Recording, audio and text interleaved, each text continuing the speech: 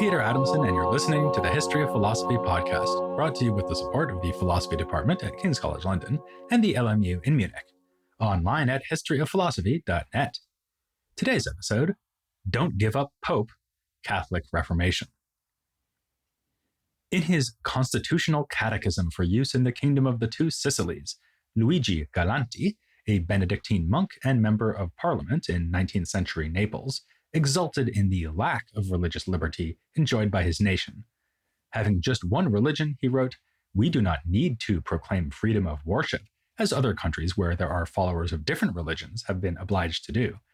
Happy as we are to have this powerful bond, we will not live in fear of those bloody scenes between Catholics and Protestants witnessed even in recent years in France. A people united under one faith, a faith that could trace itself back to the very roots of Christian tradition, all as if the Reformation had never happened. In fact, it hadn't happened for most of Southern Europe.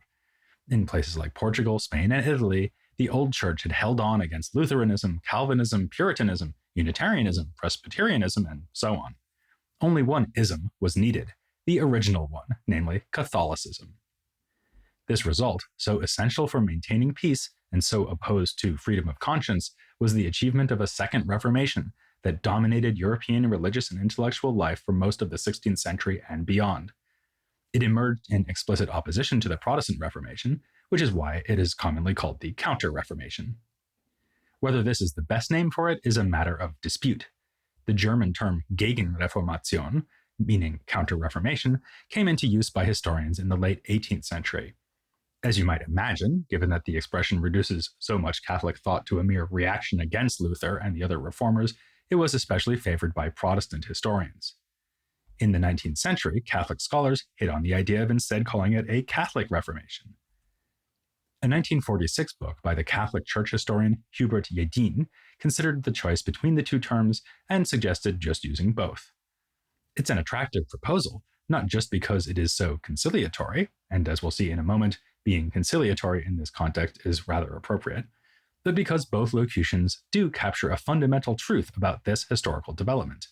It was indeed a counter-reformation, insofar as Catholics of the 16th century were under tremendous pressure to respond to the movement started by Luther. They asserted the validity of medieval theology, long-established ritual, and papal authority. Knowing it would not be enough simply to assert that they had been right all along, they wrote at length in defense of Catholic doctrine. They took pains to establish exactly what the differences were between them and the Protestants. In other words, to draw a line between acceptable belief and heresy. And they took steps to clean house, cracking down on priestly misdeeds and the sale of indulgences, which made it all too easy for the Protestant opponents to criticize them. Which brings us to the justice of calling it a Catholic Reformation, because this was hardly the first time the Church had noticed its own corruption and tried to do something about it. We can go back at least as far as Pope Gregory VII, a reforming pope of the 11th century. We might also think of the tensions caused when reforming religious orders adopted a policy of voluntary poverty in criticism of the Church's obscene wealth. Still later, church councils were called in reaction to the great schism and heretical innovations of Wycliffe and Huss around the turn of the 14th century. In short, Catholics were busily engaging in reform of their church well before Luther came along. They had centuries of practice reforming themselves, for goodness sake. This, along with the deep conviction that God was on their side, must have made them confident that, with a few concessions, a bit less corruption, and a tidal wave of polemical literature, they could restore the unity of the Christian community under Rome. Which might in turn help to explain why it took them so long to organize a new church council to respond to the Protestant threat. It eventually started in 1545. For those keeping score, that's more than 2 decades after Luther launched the Reformation. And then it ran with interruptions until 1563. This was the Council of Trent, named for its location in northern Italy, and finding a politically acceptable spot was another reason it took so long to begin. You'll also see the adjective Tridentine to describe Catholicism after this council, because Trent is called Tridentum in Latin. Even though this was a council, you wouldn't expect it to be very conciliatory, since the purpose was to defeat the critics of the Church. In a sense it was, though. The churchmen deliberating at Trent took a big tent approach, seeking to define Catholic doctrine in a way that could accommodate the wide range of opinions held by those who were still loyal to the papacy. But they were also at pains to show that the Protestants fell outside the boundaries of acceptable belief. While agreeing that divine grace was a precondition for salvation, the theologians at Trent rejected the idea that humans are saved by faith alone. We exercise free will in accepting the gift of grace, and the Church and its priests are needed to administer the sacraments that signify that acceptance. Speaking of which, certain Protestant views on the Eucharist were also anathematized, and in a sweeping rejection of the Protestants' idea that the truths of religion were to be found in Scripture alone, Trent insisted on the authoritative status of church doctrines as they had developed over the centuries. For an example of an individual thinker involved in these events, let's consider Alfonso de Castro. He was a Franciscan who was trained at Salamanca, a city that will be important in the coming episodes, and he was in attendance at the beginning of the Council of Trent. Castro had already published an anti-Protestant work called Against All Heresies, and the deliberations at Trent encouraged him to write another one, on the just punishment of heretics. But if Castro was unflinching in his condemnation of the Protestants, he was also willing to point out the shortcomings of his own side. Explaining how heresies arise in the first place, he named several factors, including substandard preaching, negligence on the part of bishops, and vice amongst the clergy. Books could also be dangerous. Translation of the Bible into vernacular languages, allowing non-specialists to read it, was a potential source of heresy, as was incautious use of pagan literature, including philosophy. Apart from avoiding these mistakes, the best bulwark against heresy was the church hierarchy. The Pope, cardinals, and bishops held their positions by divine law and could not be rightly deposed, not for mortal sin, and not even for holding heretical opinions themselves.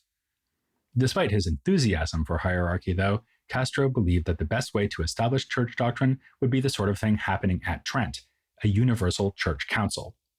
Decisions made by more local groups of clergy would be more likely to go astray, as when the masters at Paris had succumbed to political pressure and supported Henry VIII's divorce. Castro helps us to see that, from a philosophical point of view, the most interesting thing about the Council of Trent was that it was indeed a council. From the point of view of bishops who wanted to go skiing, the most important thing is that it was at Trent. One can see Trent as the culmination of the long development within the Church that scholars call conciliarism. If you think of the Pope as a monarch, as mirroring the function of a king or emperor in the secular realm, then the Church Council would be analogous to a group of advisors or a parliament. As we know, the 15th and 16th centuries saw an increasing trend towards limiting royal power by giving a role to political counselors or lawmakers, even as the monarch retained supreme authority. Conciliarism was a parallel development within the Church. Or actually, the direction of influence may go the other way around. The idea that church doctrine is settled at councils, not by decisions handed down straight from the Pope, would have helped the same kind of structure to seem attractive and plausible in the secular realm. After all, if the sacred power of a pope is compatible with the authority of a lower legislative body, surely the same could be true for a king. In an apparent confirmation of this connection, we find that some of the same thinkers who embraced conciliarism in church affairs also wanted to restrict the monarchy in secular affairs. An example would be the English scholastic John Mayer, who argued for both positions. It's handy that scholasticism has just come up, since this is another significant connection between philosophy and the Catholic Reformation. As you know, the Protestant opposition to scholasticism is greatly exaggerated. That's something we discuss when looking at figures like Melanchthon and in the interview with Helen Huttub in episode 387.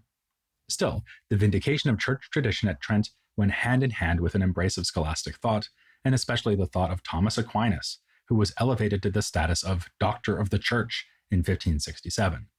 I'll be devoting a whole episode to the resurgence of Thomism in the context of the Catholic Reformation.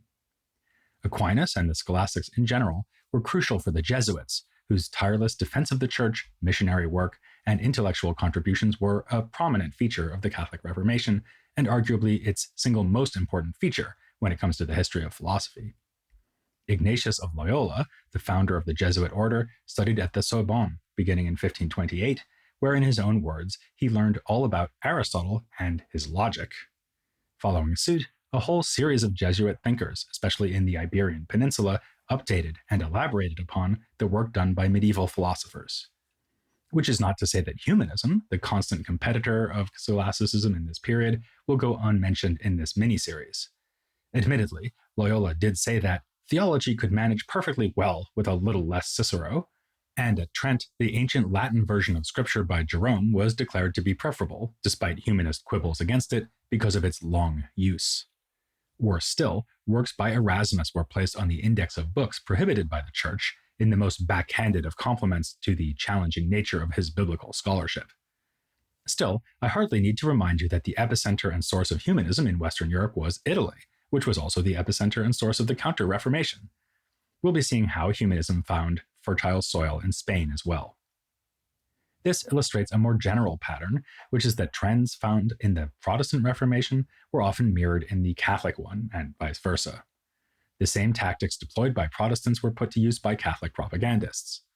For instance, the Reformers are famous for their emphasis on preaching, but I've already mentioned that Catholics, like Castro, also saw this as a key weapon in retaining the faithful and warding off heresy. Another tool we associate with the Protestants is the printing press.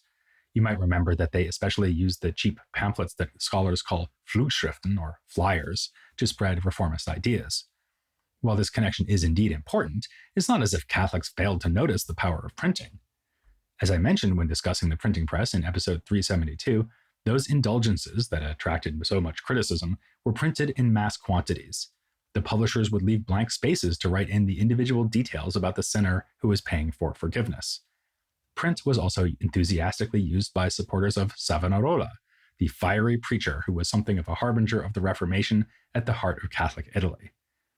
Once Protestantism did arrive, the works of Catholic polemicists and apologists were churned out as fast as the presses could print them. In fact, in the 16th century, there were only 2 years, 1561 and 1562, where more Protestant material was printed than Catholic material. Of course, printing books and pamphlets makes more sense when your target audience can read. So again, though we associate increasing literacy more with Protestantism than Catholicism, there were educational efforts on both sides of the confessional divide. The Jesuits are important here. Invoking the motto Puerilis institutio est renovatio mundi, meaning education of youth is the renewal of the world, they founded schools of 3 levels for different age groups, calling them respectively colleges, academies, and universities. Overall, between 1550 and 1700, the Catholics founded more new universities than the Protestants did, outpacing them 50 to 33. The relevance of this for our concerns should be obvious. Philosophy was taught at these institutions, and sometimes at the highest of levels, as in the aforementioned Scholastic Center of Salamanca, founded way back in 1218. Of course, philosophy wasn't the only discipline that could be pressed into the service of Reformation and Counter-Reformation. Among closely adjacent fields, a particularly important one was history. Historiography keeps flitting in and out of our story, as with Machiavelli's engagement with Roman history in his Discourses, or Francois Hopman's Franco-Gallia, which looked back to medieval political arrangements in France to mount an argument for curbing the power of the monarchy. Hopman's history was on behalf of the Huguenots, but Catholics could play the game too. Take, for instance, Cesare Baronio, a cardinal and historian whose ecclesiastical annals laid out the Church's perspective on its own development. His method was to provide extensive documentation, putting a mass of evidence at the reader's disposal. Some scholars have seen this rather modern technique as being in tension or even contradiction with Baronio's theological agenda, but Stefania Tutino argues that, to the contrary, it was that very agenda that explains his approach. He assumed that his ample quotations would, as he put it, let the truth shine more and more clearly. In a letter, he explained why. In history, we need to let the dogma appear through the traditions and through the truth, not through the historian's own arguments, so that we may leave it to the reader, be he Catholic or heretic, to discover the certainty of the truth from the things that are being said. But as Totino shows, you did not have to be Protestant to think that certainty had not been reached.